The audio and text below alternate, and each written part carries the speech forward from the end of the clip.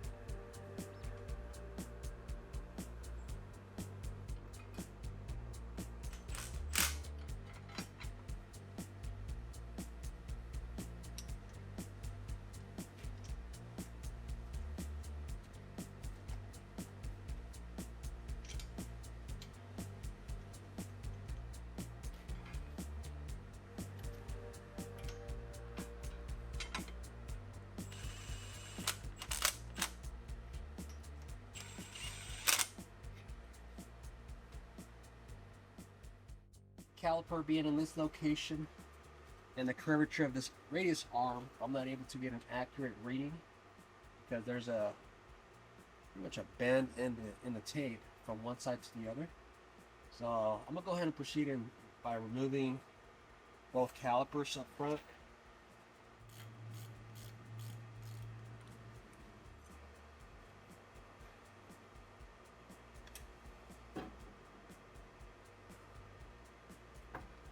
Hang this bad boy out of the way here.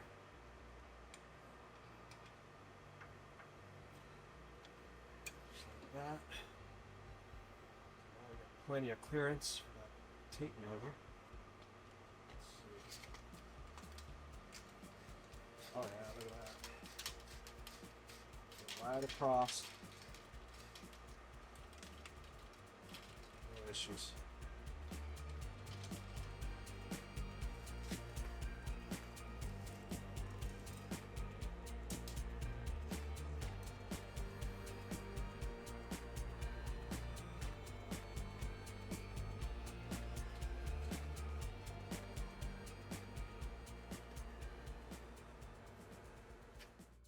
Okay guys, so we are pretty much all set. We have the TMR do-it-yourself alignment tool installed on the truck. I did have to remove the calipers in order to facilitate the rear tape measure to run above the radius arms. I do have the other end of these measuring tapes clamped down, so we are good to go. I am measuring 66.25 of an inch up front to 66.75 of an inch in the rear, which sets me at about half an inch of toe in. So I knew right off the bat that's where I had the truck set at, and I had it set up that way because I was trying to overcompensate for the amount of wandering I had on the highway. So this truck was a little scary at times, the way it handled, due to the lack amount of caster. So it is what it is. I know I wore out the tires abnormally, but I was okay with that compared to the wandering issues I had. Okay, so we have these jam nuts we have to undo.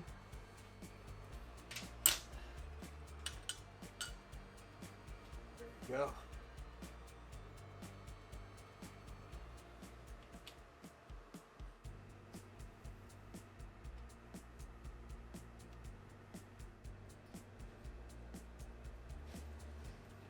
Okay guys, we are done. So I went on the larger side of the spectrum as far as toe in. I decided to go to about 1/4 inch of toe in. And that's it. We're all dialed in. These TMR do-it-yourself alignment tool plates makes it a breeze, guys. Makes it super easy. So that's it. We're going to go ahead and tighten up the jab nuts on the tie rod.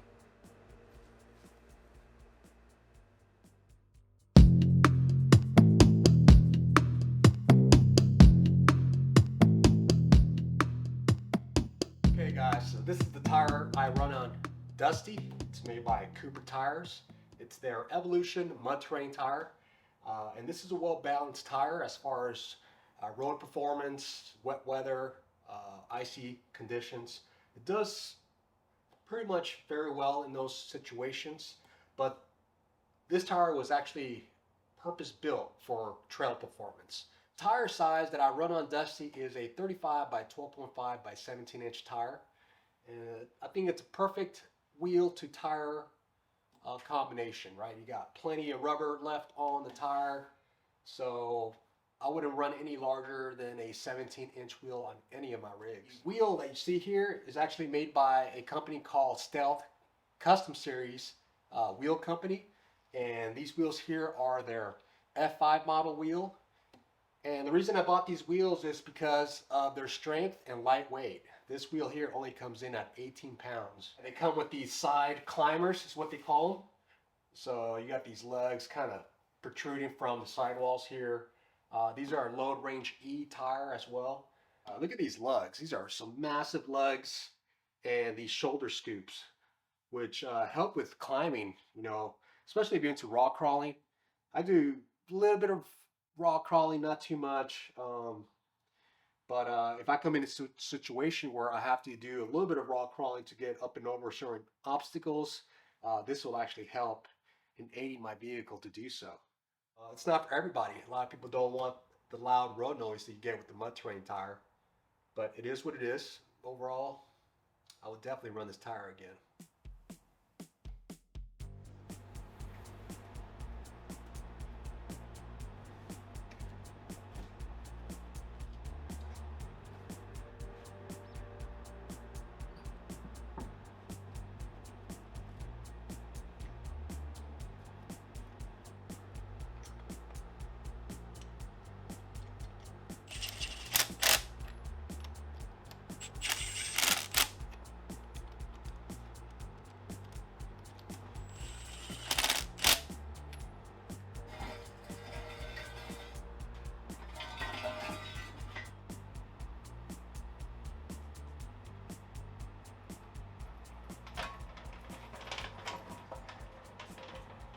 We're going to torque these lug nuts down to 115 foot-pounds in a crisscross pattern.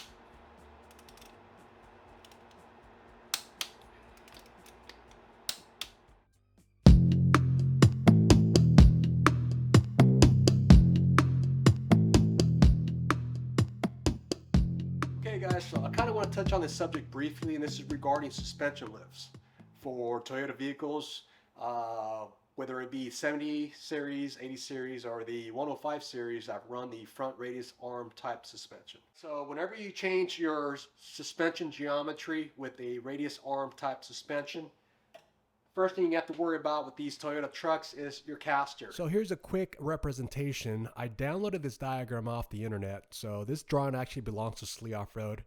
And this actually gives you a good visual on the amount of degrees as far as caster goes. So everything's measured in degrees for caster. And there's a lot of changes that occur when lifting an 80 series front radius arm type suspension. Next, the red arrow is a good example of a stock 80 series front suspension setup. And from the factory, the caster is set at plus or positive 3 degrees. So this is going to cause your vehicle to track straight down the highway. And this will actually be more noticeable as you're coming out of a left or right turn, as your steering wheel is going to recenter itself without any effort. Second example is an 80 series with a 2-inch lift, stock arms up front, and it's already showing negative 0.52 degrees. So you may not notice any changes with your caster as far as the way the vehicle tracks. So you may or may not need to run caster correction plates. Example number 3 is an 80 series with 3 inches or more of lift with stock radius arms. The first thing you're going to encounter is the position of your front axle at right height. So as you can see, the axle will not be sitting in its fender well center line anymore. The more you lift, the further away the axle is going to actually sit in the vehicle. This may cause issues with running a tire maybe larger than a 35-inch tire. Second issue, you're already looking at negative 4.03 degrees, which is going to cause all kinds of issues down the highway as far as tracking and maneuverability. This may be corrected with caster correction plates. In my situation, it was still not enough amount of caster. And the last example is an 80 series with 6 inches of lift running the stock radius arms. And as you can see, the axle is actually sitting way back on the truck at right height. Not only that, but you're looking at negative 7.55 degrees of caster. This is going to give you all kinds of drivability issues. This may just be a trail dedicated rig and you'll be all right, but you may possibly be able to correct this with caster correction plates or not, but it's a pretty severe amount of negative caster you're looking at. It's going to be very, very unpredictable. You're going to be white knuckling all the way down the road. So I've spoken to different companies like Slee Off-Road and Delta Vehicle Systems, and those guys are a wealth of knowledge. I mean, they work with these trucks day in, day out. They actually engineer some of the stuff in-house, so they're aware of the situation with lifting a vehicle, especially like an 80 series here in the States, that utilize the front radius arm. So they even said that if you go anywhere past 2.5 inches of suspension lift for these type of vehicles, pretty much open up your pocketbook, because it's going to cost you some money to correct for all the other array of problems you're going to encounter. My second problem you might encounter with a suspension lift on an 80 series is front drive shaft. You're going to have front drive shaft vibrations. So that's what I encountered going down the highway with a suspension lift at 5 inches. So it may possibly happen to you anywhere above 3, maybe not. But I encountered it, so I ended up having to switch over to a double cardan type of front drive shaft.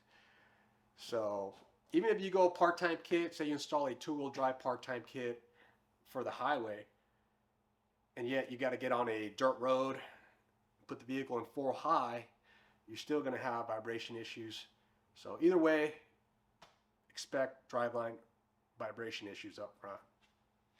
The next problem you're going to encounter when you lift a vehicle is the rear track bar. This might be true for a vehicle that has 4 inches to 6-inch lift. One thing you do have to keep in mind, besides having the correct amount of caster up front, is your track bar, your rear track bar. So you want your front suspension to travel in unison with your rear suspension. You want it working as a system, front to rear, not only side to side, but front to rear. So after talking to Delta Vehicle Systems, that the rear track bar has to sit parallel, or as close as parallel to the ground as possible. Once he told me that, I ended up purchasing the Delta Vehicle Systems relocation bracket. Here's another typical drawing of a rear suspension found on an 80 series Land Cruiser. So the sole purpose of a panhard bar, also known as a track bar, is to keep the axle centered under the vehicle. So if you lift the vehicle, that's going to change the lateral load transfer from the front to the rear of the vehicle. So that's where a track bar relocation bracket comes into effect. You want that lateral load transfer close to stock as possible to prevent any wandering of the back end. Another side effect is you're going to feel the vehicle darting back and forth, and you're going to have to overcompensate or constantly correct your steering as you drive. So that pretty much does it for this video. I do want to say I still got to put the dial indicator on my front axle to measure for the amount of caster. I should be somewhere between +3 to +5 degrees of caster, which is going to be freaking amazing. The truck's going to track the way it should down the road. So I can't wait to take it out for a test drive. But with that said, guys, I have more projects on the way, so be on the lookout for more videos. And that's about it, guys. I want to thank you guys for joining me. See you on the next one.